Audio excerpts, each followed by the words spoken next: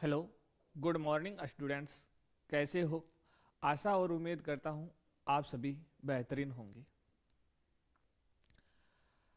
हम कक्षा 12 में रसायन विज्ञान सब्जेक्ट में एनसीईआरटी सिलेबस के अनुसार अध्याय संख्या जो 6 है, halo alkane and hello Erin, वो स्टार्ट किया।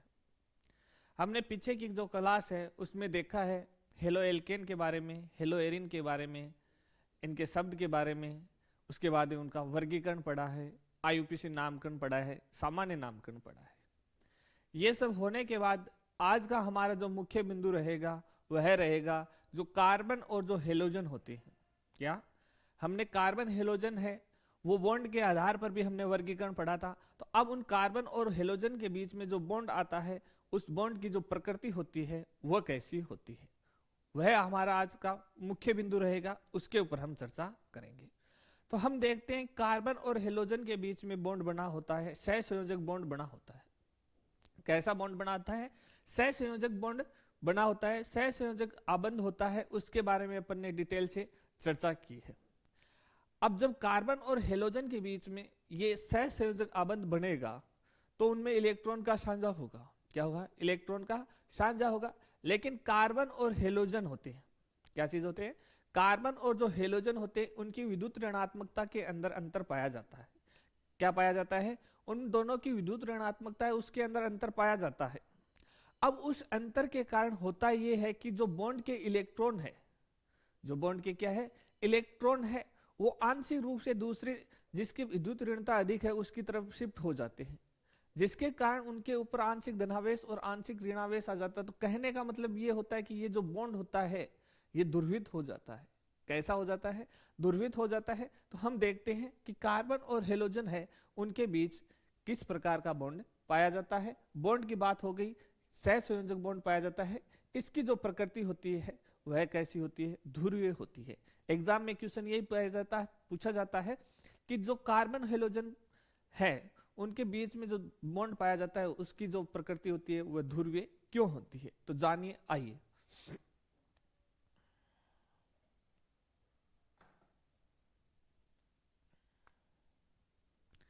हमने बात की है कार्बन और हेलोजन यानी कि हेलो एल्केन में। मुख्य रूप से किसकी बात कर रहे हैं अपन? हेलो एल्केन के अंदर बात कर रहे हैं।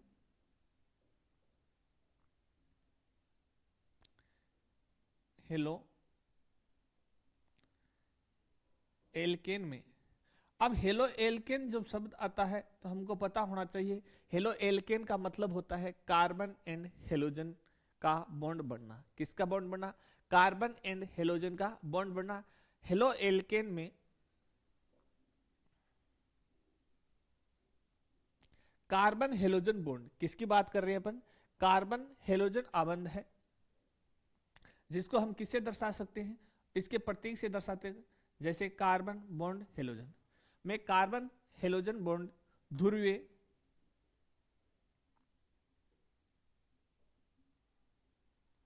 सहसंयोजक प्रकृति का होता है। कैसा होता है? सहसंयोजक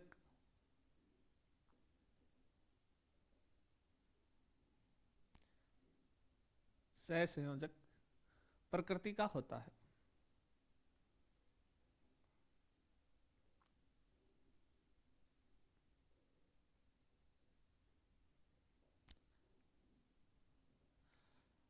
अब यहां से क्वेश्चन आता है, किस प्रकार से आता है? देखो मैं बताता हूं। एक तो हमारे पास में आता है क्वेश्चन ऑब्जेक्टिव टाइप, आधा नंबर का क्वेश्चन आता है एनसीईआरटी सिलेबस के अनुसार बोर्ड एग्जाम के अंदर। यहां से क्वेश्चन आता है कि जो हेलो एल्केन है उसमें कार्बन हेलोजन की प्रकृति होती है, कार्बन हेलोजन आबंध की प्रकृति होती है। कोष्टक में लिखते हैं ध्रुवीय, आयनिक, दोनों, इनमें से कोई नहीं। इस प्रकार से क्वेश्चन पूछा जाता है। तो हमें पता होना चाहिए कार्बन हेलोजन होता है वो ध्रुवीय सहसंयोजक प्रकृति का होता है। कैसा होता है? जो ध्रुवीय सहसंयोजक प्रकृति का होता है। इसके बाद में एक फिल इन द ब्लैंक्स का आता है, यानी रिक्त स्थान का क्वेश्चन आता है। एनसीईआरटी जो सिलेबस है उसमें एक रिक्त स्थान का भी क्वेश्चन आता है आधा नंबर का। उसमें किस प्रकार का क्वेश्चन पूछा जाता है? तो उसमें क्वेश्चन ये पूछा जाता है बच्चों कि ऐसे क्वेश्चन दे देंगे हेलो एल्केन में कार्बन हेलोजन आबंध की प्रकृति है, तो वहां पर अपने को लिखना होता है ध्रुवीय सहसंयोजक प्रकृति। क्या लिखना होता है? ध्रुवीय सहसंयोजक प्रकृति। अब ये तो बात हो गई कि आपको क्वेश्चन किस प्रकार से पूछे, ऑब्जेक्टिव टाइप या फिर रिक्त स्थान का क्वेश्चन पूछे, एवं वाला क्वेश्चन हो गया या फिर हो गया रिक्त स्थान वाला क्वेश्चन। अब या फिर क्या हो सकता है, यहां से क्वेश्चन डायरेक्ट ये दे सकते हैं, जैसे 1 नंबर का क्वेश्चन देना हो, कितने का? 1 नंबर का क्वेश्चन देना हो, तो उसमें क्वेश्चन में ये लिख दिया हेलो एल्केन में कार्बन हेलोजन आबंध, यहाँ पर डायरेक्ट आबंध बना दिया, नाम नहीं लिखा है। कार्बन हेलोजन आबंध ध्रुवीय सहसंयोजक प्रकृति का होता है। क्यों? आगे लगा देते हैं शब्द क्यों होता है, कारण लिखिए। यहां पर लिख दिया मैंने क्यों होता है, क्यों? तो इसका कारण अपने को पता होना चाहिए, इसका जो कारण है वो हमको पता होना चाहिए, ऐसा क्यों होता है। तो मैंने क्या कहा कि हमारे पास में ये कार्बन है, ये क्या है? हेलोजन है। अब इन दोनों के साथ साझा होकर इलेक्ट्रॉन शिफ्ट हुए, इन दोनों में क्या हुआ, एक दूसरे ने इलेक्ट्रॉन का साझा किया और साझा करने के बाद में इनका बॉन्ड का निर्माण हुआ, बॉन्ड का फॉर्मेशन हुआ, आबंध का निर्माण हो गया।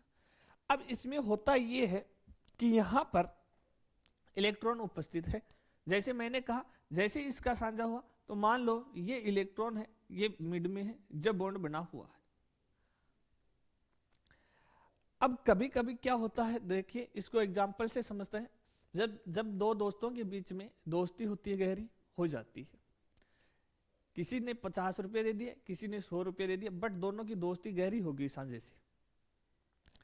फिर समय ये आया, कुछ समय के बाद में उसमें कुछ न कुछ अनबन हुई। क्या हुई? अनबन हुई। तो जो भारी मत वाला है वो क्या करेगा, वो सारे के सारे हड़प लेगा। यानी कि एक 50 का वाला है, एक 100 वाला है, तो वो 100 वाला है वो पूरे के पूरे क्या करेगा, लेकर चला जाएगा। वैसे स्टोरी इनके बीच में होती है, वो की वही कहानी इनके बीच में होती है। पहले मान लो इलेक्ट्रॉन के साझे थे, साझे से इलेक्ट्रॉन का यहां पर क्या हो गया, युग्मन हुआ, युग्मन से बॉन्ड बन गया। अब इस बॉन्ड वाले जो इलेक्ट्रॉन है इन दोनों में से किसके पास में जाएंगे? तो मैंने यहां कहा एक शब्द आता है विद्युत ऋणात्मकता।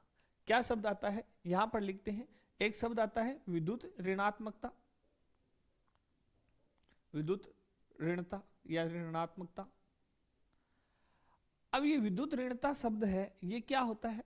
ये होता है कि इलेक्ट्रॉन को अपनी ओर अच्छे से खींचना, यानी कि जो बॉन्ड के इलेक्ट्रॉन है उसको अपनी ओर अच्छे से खींच लेना। यानी कि इनकी सामर्थ्य की बात कर ले कि इलेक्ट्रॉन लेने की जो सामर्थ्य होती है वो अधिक होती है, उसे अपन शब्द कह देते हैं, इलेक्ट्रॉन लेने की जो सामर्थ्य होती है विद्युत ऋणता कह देते हैं।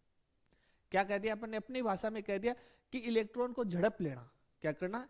इलेक्ट्रॉन को झड़प लेना। वही शब्द क्या हो गया मेरा, विद्युत ऋणता हो गया। ऐसे मानकर समझ सकते हैं।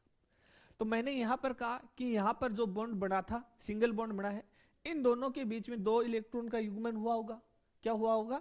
इन 2 इलेक्ट्रॉन का यहां पर युग्मन हुआ है। इन युग्मन से यहां पर बॉन्ड बन गया। अब क्या हुआ कि ये बॉन्ड कंप्लीटली टूटता नहीं है, कंप्लीटली टूटता नहीं है। तो होगा क्या, ये होगा कि इस बॉन्ड के जो इलेक्ट्रॉन है, मान लो कुछ बाद में ऐसे हो गया। अब ये इलेक्ट्रॉन है, ये इस हेलोजन के पास में चले गए। पहले कहां थे? ये बीच में थे। अब ये किसके पास में चले गए? कंप्लीटली देखा जाए तो बॉन्ड ब्रेक नहीं हुआ है। ये किसके पास में चले गए? हेलोजन के पास में चले गए। तो जो इलेक्ट्रॉन लेता है, जो इलेक्ट्रॉन क्या करता है, बॉन्ड के इलेक्ट्रॉन जो ले लेता है उसके ऊपर अपने को पता है कैसा आवेश आता है, ऋणावेश आता है। कैसा आवेश आ जाता है? ऋणावेश आ जाता है। तो यहां पर मैं बात करना चाहूं तो दोनों बॉन्ड के जो इलेक्ट्रॉन है वो किसकी तरफ शिफ्ट हो रहे हैं? यहां पर हेलोजन की तरफ शिफ्ट हो रही है। यहां से इलेक्ट्रॉन किसकी तरफ शिफ्ट हो रहे हैं? हेलोजन की तरफ शिफ्ट हो रहे हैं। बट यदि कंप्लीटली ये बॉन्ड यहां से टूटता, ये बॉन्ड क्या हो जाता है, कंप्लीटली यहां से क्या होता, ब्रेक होता, तब तो ये बॉन्ड इस प्रकार से हो जाता। बट मैं यहां ये कह रहा हूं ये कंप्लीटली नहीं टूट रहा, ये बॉन्ड कंप्लीटली नहीं टूट रहा। इस बॉन्ड के जो इलेक्ट्रॉन है वो विद्युत ऋणता हेलोजन के अधिक होने के कारण हेलोजन की तरफ शिफ्ट हो गई। तो कंप्लीटली नहीं टूटता है तो वहां पर कंप्लीटली क्या नहीं आता है, आवेश भी नहीं आता है, पूर्ण रूप से आवेश नहीं आता है। कहने का मतलब ये है कि वहां पर यदि पूर्ण रूप से बॉन्ड का विखंडन नहीं हुआ तो पूर्ण रूप से आवेश भी नहीं आएगा। अब यहां पर बॉन्ड है वो आंशिक रूप से विखंडन हुआ है। किस रूप में हुआ है? आंशिक रूप में। आंशिक का मतलब ये हो गया कि जो बॉन्ड के इलेक्ट्रॉन है वो अब कहां आ गए? हेलोजन की ओर आ गए। तो इलेक्ट्रॉन किसने ले लिया? अब किसकी तरफ शिफ्ट हो गए? हेलोजन की ओर। तो जो इलेक्ट्रॉन लेता है अपने को पता है, जैसे ही यहां से बॉन्ड टूटता है अपने को पता है एक, जैसे मैंने यहाँ कहा कि बॉन्ड किसके पास में गए? हेलोजन के पास में। तो इसके पास में प्लस और इसके पास में माइनस। जो इलेक्ट्रॉन लिया माइनस, जिसने दिया प्लस। बट यहां पर क्या होता है कि कंप्लीटली नहीं टूटता। ये ए पाथ हो गया, ये बी पाथ हो गया। यहां पर आंशिक रूप से टूट रहा है। कैसा है? आंशिक रूप से टूट रहा है तो आंशिक रूप से ही आवेश आएगा। आवेश भी कैसा आएगा? आंशिक रूप से आएगा। तो आंशिक रूप का मतलब ये हो गया कि यहां पर क्या आएगा? जिसने इलेक्ट्रॉन दे रहे हैं आंशिक धनायन और आंशिक ऋणावेश। कैसा आ जाएगा? आंशिक धनायन और आंशिक ऋणावेश। इस प्रकार की यहां पर प्रकृति पाई जाएगी। ये वाली जो प्रकृति है, ये वाली प्रकृति नहीं पाई जाती। क्यों नहीं पाई जाती है? क्योंकि यहां पर साझेदारी के द्वारा बॉन्ड बना हुआ है। यहां पर ये जो बॉन्ड बना है ये साझेदारी का बॉन्ड है। इसीलिए मैंने कहा सहसंयोजक आबंध। क्या कहा है? ध्रुवीय सहसंयोजक आबंध। इसमें ध्रुवणता तो आ गई, एक पर प्लस और एक पर माइनस, इस कारण ध्रुव तो बन गए। इस कारण क्या हो गए? ध्रुव तो बन गए। आयन का निर्माण नहीं हो रहा है यहां पर। तो आंशिक धनावेश और आंशिक ऋणावेश। इस कारण यहां पर जो बॉन्ड है इसकी प्रकृति कैसी है? ध्रुवीय सहसंयोजक प्रकृति। आयनिक प्रकृति नहीं लिखा, आयनिक लिखते तो यहां पर जो ए वाला पाथ है वो बनता। अपन ने क्या लिखा है? ध्रुवीय सहसंयोजक प्रकृति। क्यों हुआ? क्योंकि यहां पर विद्युत जो ऋणता है वो हेलोजन की अधिक है। किसकी अधिक है? हेलोजन की अधिक है। किसकी तुलना में? कार्बन की तुलना में। जिसकी विद्युत ऋणता अधिक होगी इलेक्ट्रॉन उसकी तरफ ही चले जाएंगे। अपनी बात यही होती है कि जिसकी क्षमता ज्यादा होती है लेने की, इलेक्ट्रॉन उसकी तरफ ही चले जाते हैं। तो हमने ये कहा कि यहां से इलेक्ट्रॉन है वो आंशिक रूप से हेलोजन के पास में चले गए। तो यहां पर कैसा चार्ज आ गया? माइनस का। और यहां पर कैसा आ गया? प्लस का। इसी कारण हम कहते हैं हेलो एल्केन है उसमें जो कार्बन हेलोजन आबंध है वह ध्रुवीय सहसंयोजक प्रकृति का होता है। तो यहां पर यह पूछ ले कि ये क्यों होता है, तो पता होना चाहिए क्योंकि कार्बन और हेलोजन जो बॉन्ड है उसमें हेलोजन की जो विद्युत ऋणता है, किसकी? हेलोजन की विद्युत ऋणता है वो कार्बन की तुलना में अधिक होती है। इस कारण कार्बन हेलोजन आबंध है के इलेक्ट्रॉन हेलोजन की तरफ क्या हो जाते हैं? चले जाते हैं। इसी कारण वहां पर आंशिक रूप से धनावेश तथा आंशिक रूप से ऋणावेश उपस्थित होते हैं। इस कारण कार्बन हेलोजन बॉन्ड होता है वह ध्रुवीय सहसंयोजक प्रकृति का होता है। आइए इस बात को अब समझ लिया तो लिख भी लेते हैं किस प्रकार आपको एग्जाम में लिखना है।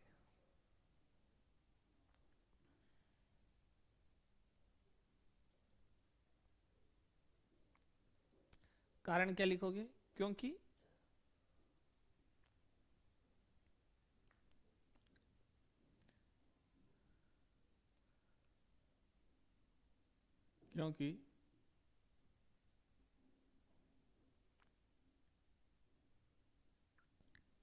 कार्बन हेलोजन आबंध में, कार्बन हेलोजन आबंध में अपन ने क्या कहा?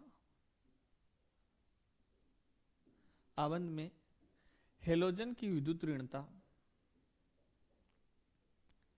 हेलोजन की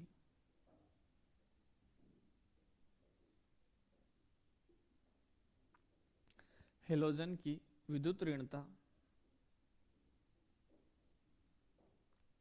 विद्युत ऋणता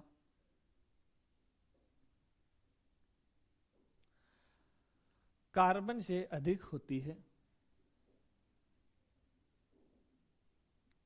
कार्बन से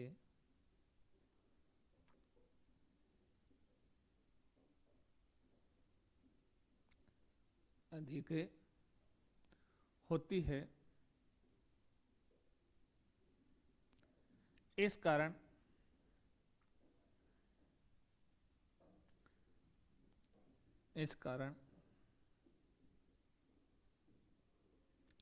आबंध के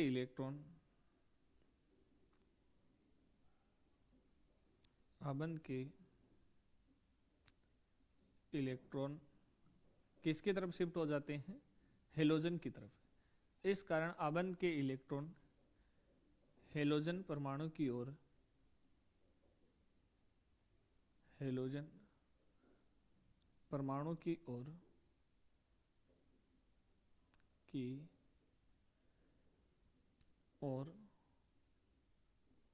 चले जाते हैं,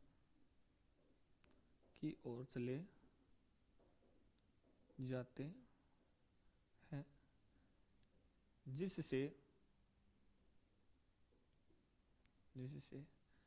क्या होगा? जिससे कार्बन परमाणु होता है उसके ऊपर तो आंशिक धनावेश और हेलोजन परमाणु पर आंशिक ऋणावेश, जिससे कार्बन पर आंशिक रूप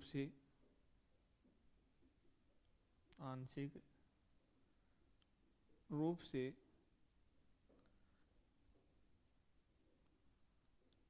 धनावेश तथा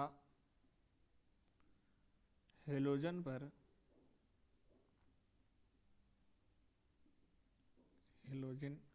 परमाणु पर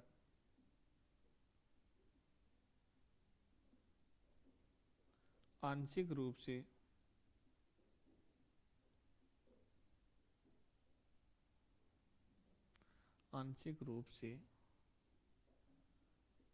ऋणावेश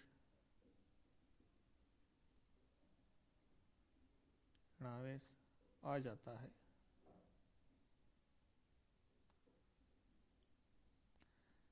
क्या होता है? इसके ऊपर आंशिक रूप से धनावेश और आंशिक रूप से ऋणावेश आ जाता है, जिससे आबंध क्या होगा? जिससे आबंध ध्रुवित हो जाता है, ध्रुवित प्रकृति का हो जाता है।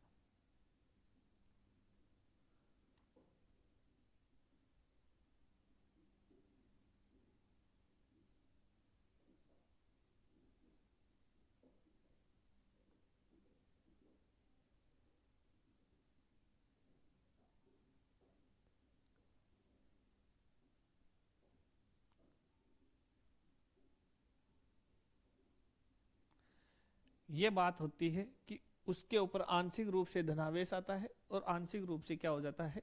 ऋणावेश आता है। उस कारण से जो आबंध होता है वो क्या हो जाता है? आंशिक रूप से धनावेश, आंशिक रूप से ऋणावेश, जिसको किस प्रकार से दर्शाया जाता है? अभी हमने दर्शाया है। ये तो क्या हो गया? कार्बन। ये क्या हो गया? हेलोजन। इसकी 3 क्या है? वैलेंसी। तो हमने इस प्रकार से दर्शा दिया। इसके ऊपर आंशिक रूप से धनावेश, इसके ऊपर आंशिक रूप से ऋणावेश।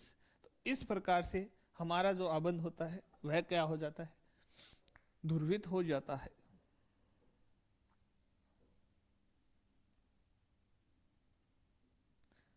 आंशिक रूप से धनावेश और आंशिक रूप पे ऋणावेश। अब बात आती है यहां तक होने के बाद में, अब ये जो कार्बन हेलोजन है यहां तक समझ में आ गया अच्छे से। अब हम सेकेंड पॉइंट पर चलते हैं। फर्स्ट पॉइंट तो ये हो गया। अब सेकेंड पॉइंट ये कहता है कि कार्बन के साथ में हेलोजन जुड़े हुए, कार्बन के साथ में क्या जुड़े हुए? हेलोजन जुड़े हुए। तो हेलोजन का मतलब ये हो गया कि मान लो मेरे पास में यहां पर कार्बन के साथ में एक बार फ्लोरीन जुड़ा हुआ है केस 1 के अंदर, बी के अंदर कार्बन के साथ में क्लोरीन जुड़ा हुआ है, सी केस में कार्बन के साथ में ब्रोमीन जुड़ा हुआ है, डी केस में कार्बन के साथ में आयोडीन जुड़ा हुआ है। क्या जुड़ा हुआ है? आयोडीन जुड़ा हुआ है। तो यहां पर कार्बन और फ्लोरीन, कार्बन और chlorine, carbon and bromine, carbon and iodine, क्या क्या है? कार्बन और fluorine, carbon chlorine, carbon bromine, carbon iodine. 4 halogen जुड़े हुए हैं 4 कार्बन के साथ में। अब यहां पर क्वेश्चन ये पूछा जाता है, फर्स्ट क्वेश्चन ये हो गया। सेकंड क्वेश्चन यहां से ये पूछा जाता है कि इनमें कार्बन और फ्लोरीन के बीच में जो आबंध बना हुआ है तो उनकी आबंध लंबाई का क्रम क्या होता है। क्या सबके अंदर आबंध लंबाई है वो एक समान होती है, यानी कहने का मतलब क्या यहां पर कार्बन फ्लोरीन जो आबंध लंबाई है, यहां ऊपर लिख देते हैं आबंध लंबाई का क्वेश्चन है, ये किसका है, आबंध लंबाई का।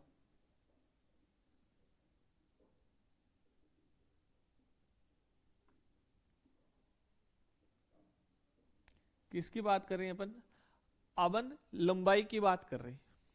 तो मैंने यहां पर कहा कि ये जो कार्बन फ्लोरीन है, क्या यहां पर आबंध लंबाई सबकी एक समान होगी क्या। ये जो बॉन्ड लेंथ है ये क्या 20 पिकोमीटर होगी, ये भी 20 होगी, ये भी 20 होगी क्या, और ये भी 20 होगी क्या। तो इन सब को देखकर क्या ये हम कह सकते हैं क्या इन सभी की जो आबंध लंबाई होती है वो एक समान होती है। तो हमारा जवाब आता है नहीं, ऐसा संभव नहीं है। कुछ बच्चों का हो सकता है कॉन्सेप्ट क्लियर नहीं है, वो कह दें कि हाँ सबकी बराबर है, बट जिसको ये कॉन्सेप्ट पहले दिन से पता चल रहा है, साथ साथ पढ़ाई कर रहे हैं, उनका जवाब यही आएगा कि ये जो बॉन्ड लेंथ है वो बराबर नहीं होती है। तो हमारा जवाब रहेगा ये जो बॉन्ड लेंथ होती है वो बराबर नहीं होती। तो यदि ये बराबर नहीं होती है तो फिर ये कितनी होती है। यदि ये बराबर नहीं होती है तो ये मान होता है, ये किस क्रम में होता है, ये मान होता है ये किस क्रम में होता है। क्या कार्बन फ्लोरीन की सबसे अधिक होती है, क्या कार्बन आयोडीन की सबसे अधिक होती है। तो देखिए यहां पर आबंध लंबाई की बात आती है तो किस प्रकार से लिया जाता है। आबंध लंबाई का मतलब होता है कि जब दो परमाणु के बीच में बॉन्ड बन रही हो, क्या चीज होता है, दो परमाणु के बीच, परमाणु के मध्य के आबंधों की दूरी,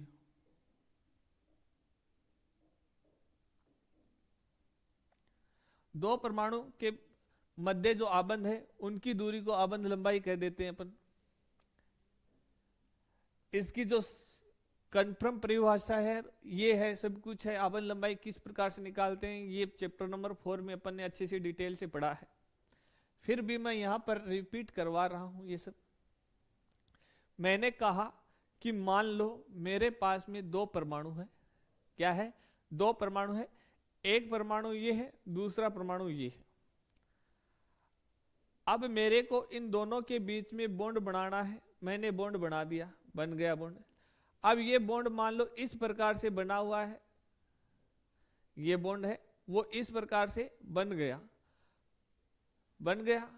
अब यहां से ये जो ब्लैक और जो ब्लू कलर है ये दोनों मिक्स हुए हैं, ये जो ब्लैक कलर और ब्लू कलर दिख रहे हैं ये मिक्स हुए हैं, ये इन दोनों की क्या कहलाती है, आबंध लंबाई कहलाती है। ये दोनों की क्या कहलाती है, आबंध लंबाई कहलाती है। देखिए बोर्ड पे समझिए किस प्रकार से मैंने ये कहा, ये मेरा कार्बन है, ये मेरा फ्लोरीन है, ये मेरा कार्बन हो गया, ये मेरा क्या हो गया, फ्लोरीन हो गया। जैसे मैंने कहा ये किसका है, कार्बन का है, और ये किसका है, फ्लोरीन का है। अब इन दोनों को मेरे को क्या करना है, बॉन्ड बनाना है। क्या करना है, इन दोनों का बॉन्ड बनाना है। तो मैंने इस प्रकार से इनका बॉन्ड बनाया, इसका ये केंद्र है, दूसरे का ये केंद्र है। तो जैसे ही हमने बॉन्ड बनाया तो मान लो ये इस प्रकार से बॉन्ड बन गया और ये दोनों पास में आ गए। ये इसका केंद्र हो गया कार्बन वाले का, ये किसका हो गया, फ्लोरीन होगा। तो इनके जो मध्य की जो दूरी है, इनके जो मध्य की जो दूरी होगी, अब ये वाली दूरी, ये क्या कहलाती है, आबंध लंबाई कहलाती है। क्या कहलाती है, आबंध लंबाई कहलाती है। क्या अब आप ये देखकर ये कंफर्म कर सकते हो कि आबंध लंबाई सबसे अधिक किसकी होगी। देखो सबके अंदर बात यहां से अपन स्टार्ट करें कार्बन से, तो हम ये देखते हैं कि कार्बन है, सभी के अंदर कार्बन है, तो कार्बन का साइज होगा, कार्बन का जो साइज होगा ये सबके अंदर फिक्स है, ये सबके अंदर क्या है, फिक्स है। तो मैंने यहां पर लिखा ये कार्बन का साइज है, यहां पर ये भी कार्बन का साइज है, ये कार्बन का साइज है, ये भी क्या है, कार्बन का साइज है। हो गई ये साइज की बात कार्बन की। सब में मैंने कहा कि कार्बन की जो साइज है वो एक बराबर है। क्या कार्बन की साइज यहां पर चेंज होगी क्या? नहीं हो सकती, क्योंकि कार्बन के पास में तो 6 ही इलेक्ट्रॉन है, तो उतने ही कोष रहेंगे, उसके उतने ही कक्षक रहेंगे, उतने ही कोष रहेंगे, तो उसकी जो आकार है वो उतना ही रहेगा, साइज उतनी ही रहेगी। बट यहां पर फ्लोरीन जुड़ा हुआ है, यहां पर क्या जुड़ा हुआ है, फ्लोरीन जुड़ा हुआ है। अब देखिए फ्लोरीन है, क्लोरीन है, ब्रोमीन है, आयोडीन है। जैसे जैसे हम वर्ग में ऊपर से नीचे आते हैं, यानी कि 17 जो वर्ग है उसके अंदर ऊपर से नीचे आते हैं, तो एक एक मुख्य कोष बढ़ता जाता है। क्या होता है, मुख्य कोष बढ़ता जाता है। तो कोष बढ़ेगा तो उसका आकार बढ़ेगा, आकार बढ़ेगा तो मान लो यहां पर ये थे, अब दूसरे वाले में आकार बढ़ेगा। जैसे मैं इन सब के साथ में आकार लिख रहा हूं, तो मैंने यहां पर कहा ये फ्लोरीन का आकार हो गया, ये ब्रोमीन का आकार हो गया, ये क्लोरीन का हो गया, और ये यहां पर आयोडीन का हो गया। ये किसका हो गया, आयोडीन का हो गया। तो इन आकारों को देखकर क्या नजर आ रहा है, देखिए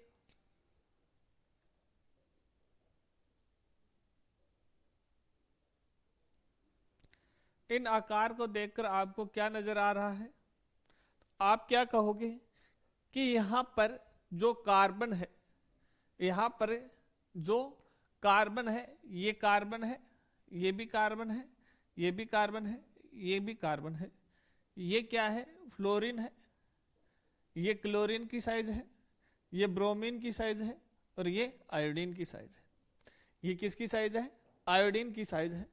तो अब मैंने यहां पर कहा कि ये केंद्र किसका हो गया, कार्बन का जो सेंटर है ये फिक्स हो गया, कार्बन की साइज है वो भी क्या है, फिक्स है। अब हमने कहा ये फ्लोरीन का सेंटर है, ये क्लोरीन का है, ये ब्रोमीन का है, और ये क्या है, आयोडीन का है। ये क्या है, आयोडीन का है।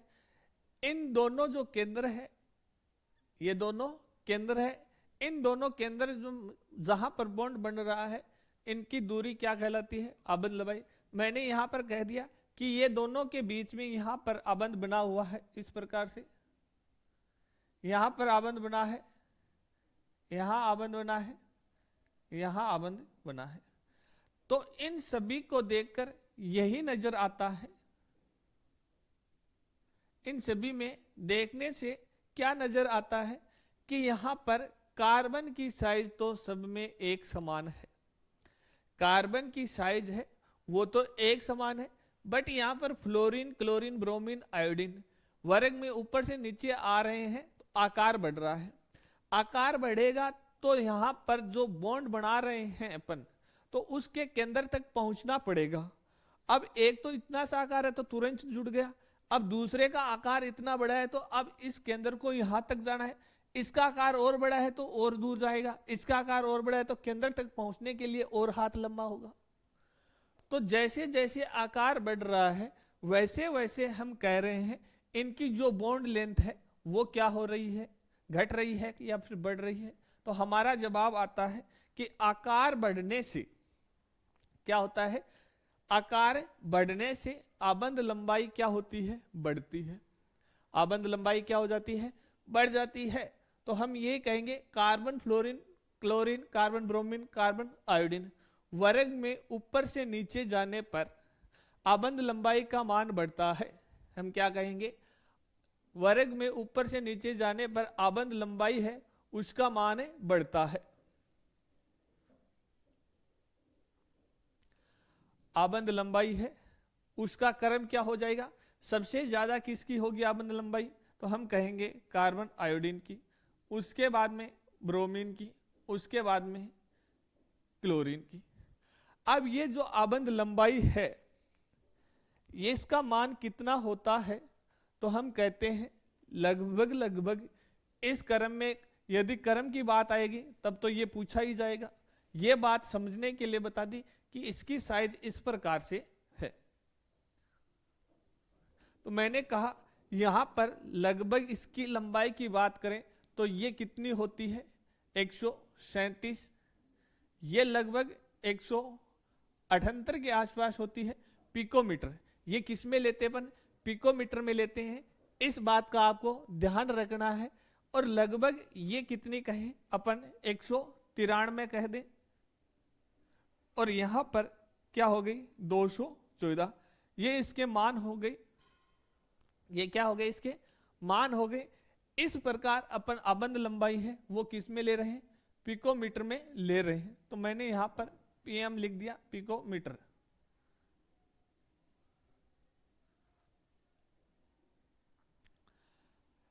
आबंद लंबाई किस में ले रहे हैं, पिकोमीटर में ले रहे हैं। मान कम पूछा जाता है, लेंथ का जो क्रम होता है वो पूछा जाता है कि हाइड्रोजन जो हेलाइड है, क्या चीज ये carbon fluorine, carbon chlorine, carbon bromine, carbon iodine, और इनके साथ में क्या जुड़ा रहता है, हाइड्रोजन ही जुड़ा रहता है। तो मैं यहां पर कंप्लीटली लिख देता हूं, यहां पर क्या जुड़ा हुआ है, साथ में संयोजकता पूर्ण करने के लिए हाइड्रोजन जुड़ा हुआ है। क्या जुड़ा हुआ है, हाइड्रोजन जुड़ा हुआ है। तो ये आपकी आबंद लंबाई का क्रम हो गया। सबसे ज्यादा किसका हो गया, methyl iodide, methyl bromide, methyl chloride, methyl fluoride. तो सबसे कम मेथिल फ्लोराइड का और सबसे अधिक मेथिल आयोडाइड का। आयोडोमेथेन, ब्रोमोमेथेन, क्लोरोमेथेन, फ्लोरोमेथेन, ये इनके नाम अपन ने पढ़ चुके हैं। तो हो सकता है एग्जाम के अंदर नाम दे दे, हो सकता है फॉर्मूला दे दे, बट आपको उनकी लेंथ का पता होना चाहिए। क्या पता होना चाहिए, लेंथ का पता होना चाहिए। अब यहां पर ये तो आबंद लंबाई की बात हो गई।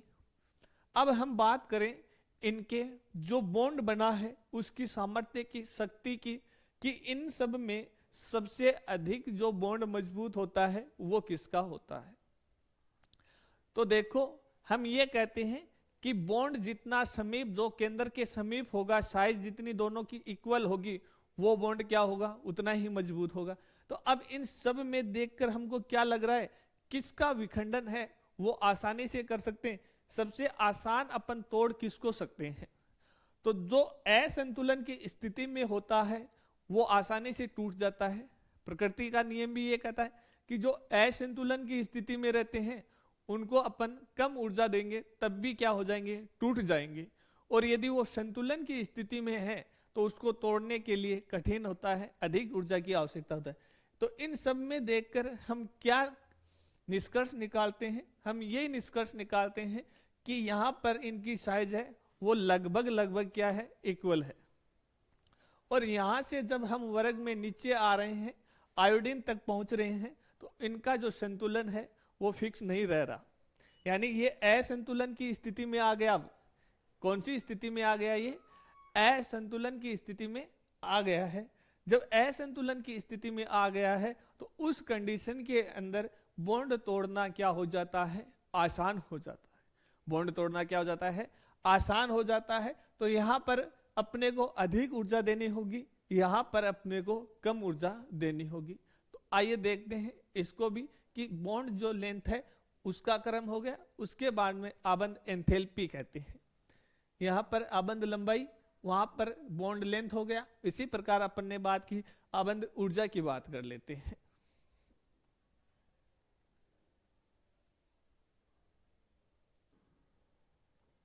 बात करनी है आबंद एंथैल्पी की। किसकी बात करनी है, आबंद लंबाई की बात होगी। अब मैं ये कहता हूं कि इनकी जो आबंद एंथैल्पी है उसका क्रम क्या हो जाता है। तो हमारा सेकंड क्वेश्चन यही रहता है आबंद एंथैल्पी का। किसका रहता है, आबंद एंथैल्पी। ऊर्जा कह दूं, एंथैल्पी कह दूं, दोनों एक ही शब्द है, घबराना नहीं है। अबंध एंथैल्पी। अब देखिए इसका क्रम क्या हो जाएगा यहां पर, इसीलिए इसको साथ में लिखा हुआ है, समझने के लिए साथ में लिखा हुआ है, एग्जाम में नहीं लिखना है आपको। ये जो डायग्राम बनाए हुए हैं वो सिर्फ समझने के लिए बनाए हुए हैं, ताकि आपको अच्छे से समझ में आ जाए। अब मैं ये कह रहा हूं कि यहां पर आप आबंध को आसानी से किसको तोड़ सकते हो, तो हमने समझा कि जिसका संतुलन नहीं है, यानी कि असंतुलन की स्थिति में, तो उसको हम क्या कर दें, कम ऊर्जा दे देंगे, तब भी टूट जाएगा। तो हम वर्ग में बात करें, 17 नंबर का जो वर्ग है उसमें सबसे अधिक ऊर्जा किसको देनी होगी, तो हम कहते हैं कि जैसे जैसे वर्ग में ऊपर से नीचे जाते हैं तो संतुलन है वो बिगड़ता जाता है, यानी असंतुलन की स्थिति में आता जाता है, उसका जो आकार है वो क्या होता जाता है, बढ़ता जाता है, और आबंध लंबाई है वो बढ़ती जाती है। तो जैसे जैसे वर्ग में ऊपर से नीचे आएंगे तो हमको आबंध जो एंथैल्पी है उसके लिए ऊर्जा का मान कम देना होगा। तो आबंध एंथैल्पी का मान क्या हो जाएगा, कम हो जाएगा। तो हम ये बात लिख सकते हैं, नोट कर लीजिए, वर्ग में ऊपर से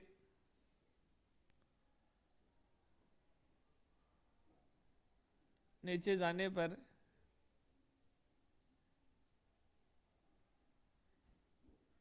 और जाने पर आबंध एंथैल्पी का मान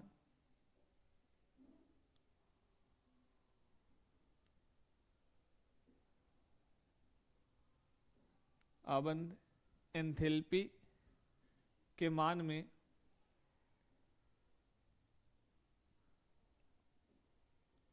कमी आती है, कमी आती है। क्यों आती है ये बात समझ में आ गई, कारण आपको बता दिया है क्यों आती है। क्योंकि जैसे जैसे वर्ग में ऊपर से नीचे की ओर जाते हैं तो ये मान है वो क्या होता जाता है, बढ़ता जाता है। जैसे जैसे लेंथ बढ़ेगी असंतुलन बढ़ेगा, असंतुलन के लिए हम आसानी से क्या कर सकते हैं, अलग कर सकते हैं। तो ये हो गया। अब इसका क्रम लिखें, क्या लिखें, हम आबंध एंथैल्पी का क्रम लिखें। तो बताइए सबसे अधिक है आबंध एंथैल्पी किसकी होगी, तो हम कहेंगे CH3 फ्लोरीन, इसके आबंध एंथैल्पी का मान सबसे अधिक होगा। इसके बाद में किसकी होगी, हम ये कहेंगे CH3 Cl CH3 Br CH3 iodine. ये मान का क्रम हो जाएगा आबंध एंथैल्पी का क्रम हो गया। अब यहां पर यदि मान पूछा जाए तो यहां पर ये वाला जो मान है, यहां पर तो सबसे अधिक इसका था, और यहां पर इस बार यहां पर मान सबसे अधिक हो जाएगा। तो ये मान लगभग कितना हो जाएगा, 452। इसके लिए लिखे तो ये कितना हो गया 452, 351, 351 हो गया, 293 हो गया, और लगभग 234 के आसपास हो गया, यानी कि ये क्रम हो गया। अब ये जो मान है, इस मान से अपन ये डिसाइड कर सकते हैं, क्या डिसाइड कर सकते हैं कि इनके जो कार्बन जो हेलोजन है, ये जो कार्बन जो हेलोजन है इसका मान है, ये भी इसका मान है। यहां पर एरो लगाया है सिर्फ समझाने के लिए कि यहां पर ये बॉन्ड है, उसको तोड़ने के लिए इतनी ऊर्जा की आवश्यकता है, यहां पर इतने की, यहां पर इतने की, यहां पर इतने की। तो सबसे आबंध एंथैल्पी का मान सबसे अधिक किसका होता है, CH3F का। किसका होता है, CH3F का होता है। कार्बन फ्लोरीन का होता है। वर्ग में पूछे तो सबसे अधिक किसका होता है, ऊपर से यदि हम नीचे की ओर जा रहे हैं, अब आपको एग्जाम में ये डिसाइड देखना है, क्वेश्चन को अच्छे से देखना है कि उस क्वेश्चन में क्या पूछा है। अब यहां से क्वेश्चन किस प्रकार से बनेंगे वो क्वेश्चन मैं बताता हूं। हो सकता है ये दे दे आपको, जैसे ये कार्बन फ्लोरीन ये मैंने दिखा, 4 ऑप्शन के अंदर अरेंजमेंट करके दे दे और उसमें पूछे कि सही क्रम कौन सा है, उसके अंदर इन सबको आगे पीछे लिखा और एक क्रम के अंदर ये लिखा हुआ है, तो आपका आंसर ये होना चाहिए। दूसरे में ये हो सकता है ये लिखे कि आपन एंथैल्पी का क्रम होता है वो क्या होता है वर्ग में ऊपर से नीचे की ओर जाने पर, तो आपको लिखना होगा वर्ग में ऊपर से जैसे जैसे नीचे की ओर जाएंगे अपन एंथैल्पी के मान में क्या आती जा रही है, दिख रहा है कमी, तो वहां पर कमी शब्द लिखने हैं। और ये परसेंट घुमा कर दे दें कि वर्ग में नीचे से ऊपर की ओर जाते हैं, कहां से नीचे से ऊपर की ओर जाते हैं, तो अपन एंथैल्पी के मान में क्या होती है, वृद्धि होती है। तो क्वेश्चन को क्या करना है, अच्छे से रीड करना है कि वह वर्ग में ऊपर से नीचे आ रहा है या फिर नीचे से ऊपर की ओर जा रहा है। क्या कर रहा है, ऊपर से नीचे आ रहा है या फिर नीचे से ऊपर की ओर जा रहा है। या फिर ये कह दे कि वर्ग में फ्लोरीन से आयोडीन की ओर जाने पर, फ्लोरीन से आयोडीन की ओर जाने पर या फिर आयोडीन से फ्लोरीन की ओर जाने पर। तो क्वेश्चन को अच्छे से समझना है, समझने के लिए ये डायग्राम आपके लिए दिमाग में होना आवश्यक है। फिर आपका ये जो चाहे आबंद लंबाई का हो चाहे आबंद ऊर्जा का हो, दोनों के मान क्या हो जाएंगे, सही चिट आ जाएंगे। तो यहां से इन दोनों में से हम ये निष्कर्ष निकालते हैं कि आबंद लंबाई का मान बढ़ेगा, क्या होगा, यदि आबंद लंबाई बढ़ेगी, आबंद लंबाई बढ़ेगी तो आबंद एंथैल्पी घटेगी, आबंद एंथैल्पी क्या हो जाएगी, घट जाएगी। ये रिलेशन आपको याद रहना चाहिए। तो यहां से हम ये कह सकते हैं कि जो बॉन्ड लेंथ होती है, जो बॉन्ड लेंथ है वो इनवर्सली प्रोपोर्शनल है बॉन्ड एंथैल्पी।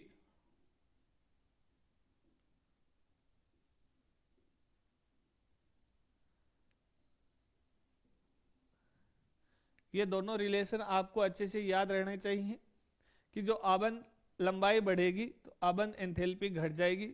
और यदि ये दे दे क्वेश्चन के अंदर इन दोनों का सही रिलेशन है, किसी में ये दे दिया कि यहाँ पर आबंद लंबाई लिख दी, डायरेक्टली प्रोपोर्शनल दे दिया तो, या फिर इक्वल दे दिया, या फिर इनको ऊपर नीचे करके देख दिया, तो आपको पता रहना चाहिए ये वाला कॉन्सेप्ट, यहाँ पर ये मैंने कॉन्सेप्ट लगाए हैं, ये कॉन्सेप्ट ध्यान रहेगा तो आपका ये क्वेश्चन है वो सही हो जाएगा। अन्यथा गलत भी होने का चांस रहता है, क्योंकि यहाँ पर मिक्सिंग होना स्टार्ट हो जाता है कि आबंद लंबाई क्या है, क्रम कौन सा था, आबंद ऊर्जा क्या था। तो आप वहां पर एक ही बात याद रखना, यदि पास पास में है, यदि कोई पास पास में, वहां पर आप बॉन्ड तोड़ना क्या हो जाता है, कठिन हो जाता है। एक दूर दूर है तो वहां पर बॉन्ड तोड़ना है वो इजी हो जाता है।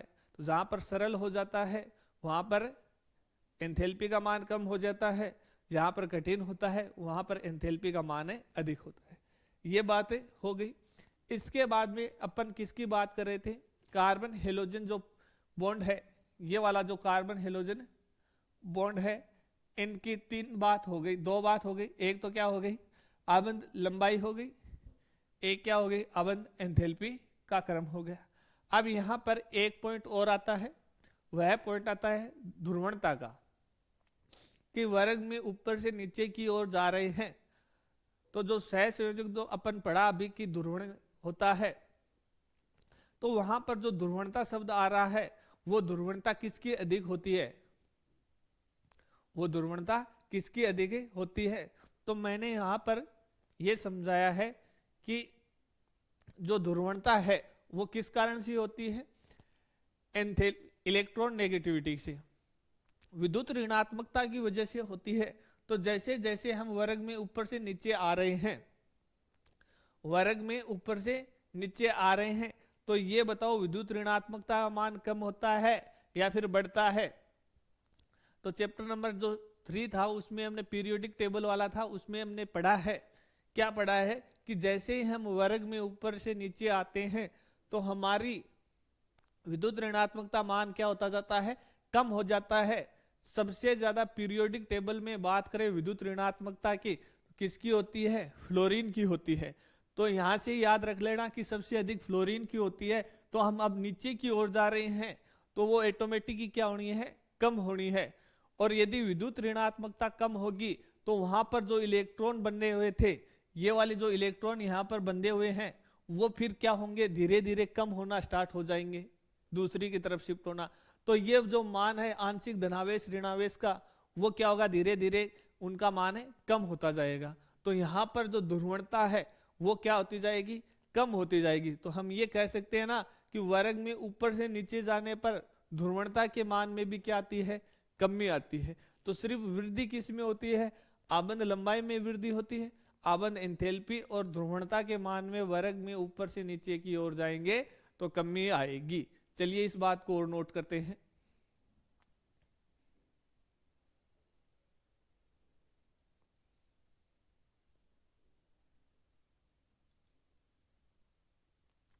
द्विध्रुव आघूर्ण ध्रुवणता की बात कर रहे हैं हम। तो मैंने यहां पर कहा थर्ड पॉइंट है वो क्या याद रखना है, द्विध्रुव आघूर्ण,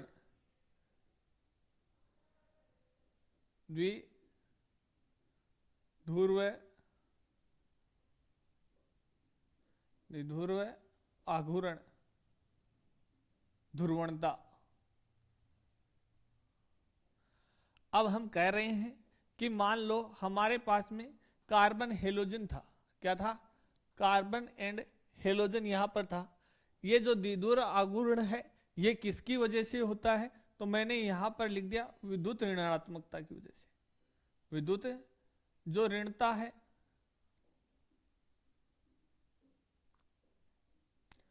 इसकी वजह से हो रहा है उत्पन्न, यानी कि इलेक्ट्रॉन नेगेटिविटी की वजह से हो रहा है।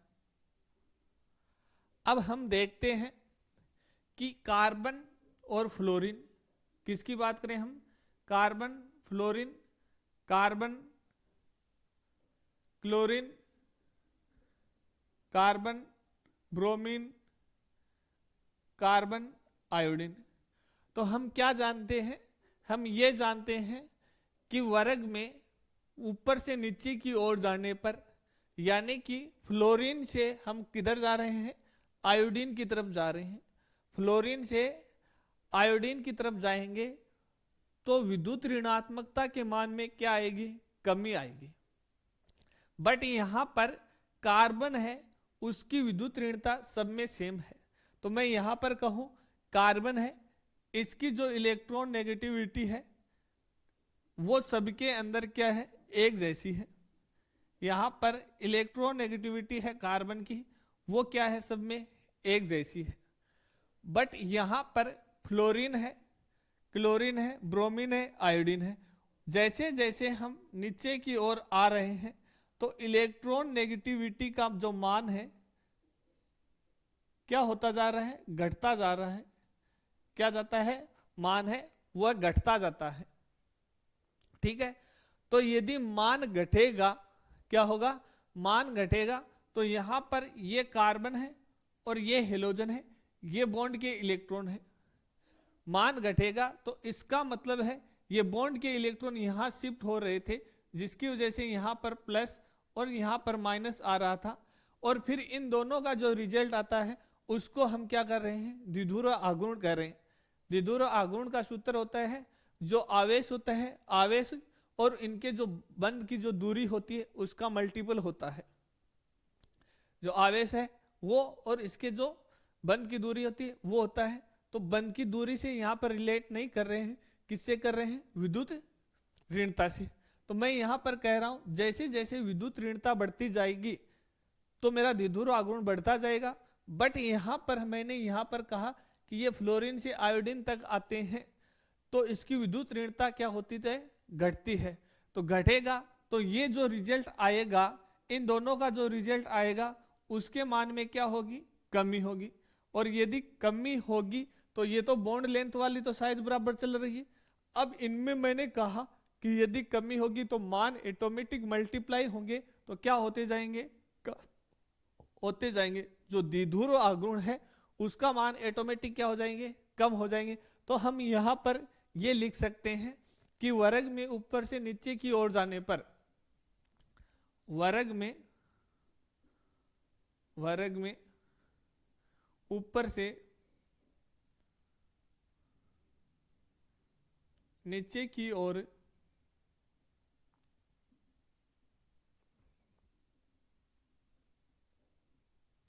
जाने पर द्विध्रुव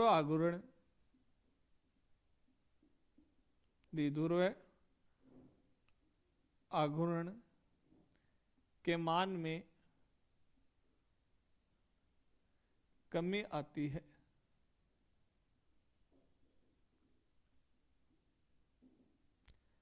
कारण पता चल गया कि यदि हम इस साइड से इस साइड की ओर जा रहे हैं तो हमारा मान क्या होता जा रहा है, घटता जा रहा है। क्या हो रहा है, घटता जा रहा है। तो मान सबसे ज्यादा किसका हो गया, carbon fluorine, carbon chlorine, carbon bromine, carbon iodine. सबसे अधिक किसका हो गया, कार्बन फ्लोरीन का हो गया। क्यों हो गया, क्योंकि द्विध्रुव आघूर्ण है, वर्ग में ऊपर से नीचे की ओर जाते हैं तो विद्युत ऋणात्मकता क्या होती जाती है, बढ़ती जाती है, घटती जाती है। इस कारण से द्विध्रुव आघूर्ण है वो भी क्या होता है, घटता है। एक ही बात याद रखनी है विद्युत ऋणता का। यदि विद्युत ऋणता है, इलेक्ट्रॉन जो नेगेटिविटी है उसका मान घटेगा तो द्विध्रुव आघूर्ण है वो भी घटेगा, और यदि विद्युत ऋणता इलेक्ट्रॉन नेगेटिविटी का मान बढ़ेगा तो द्विध्रुव आघूर्ण भी बढ़ जाएगा। हो गई बात यहां पर क्लियर। अब हम देखना चाहें कि मान लो मेरे पास में इस प्रकार से ये क्रम दिया हुआ है, CH3 fluorine, CH3 chlorine, CH3 bromine, CH3 iodine, ये मान दिया हुआ है। और यहां पर जो द्विध्रुव आघूर्ण है, द्विध्रुव आघूर्ण है, ये पूछना चाहें कितना होता है तो कितना बताएंगे हम। तो हम कहते हैं जो द्विध्रुव आघूर्ण है वह 1.87 होता है। इसका कितना होता है, 1.8। इसका भी लगभग इतना ही होता है, बट यहां पर जो आगे का जो पॉइंट है उसमें चेंज आ जाता है। इसमें 47 होता है, इसमें 1.8 होता है। अब यहां पर 4 आया है, यहां पर क्या आ जाएगा, 60 आ जाएगा, 1.860। उसके बाद 1.3, 1.83 और 1.6।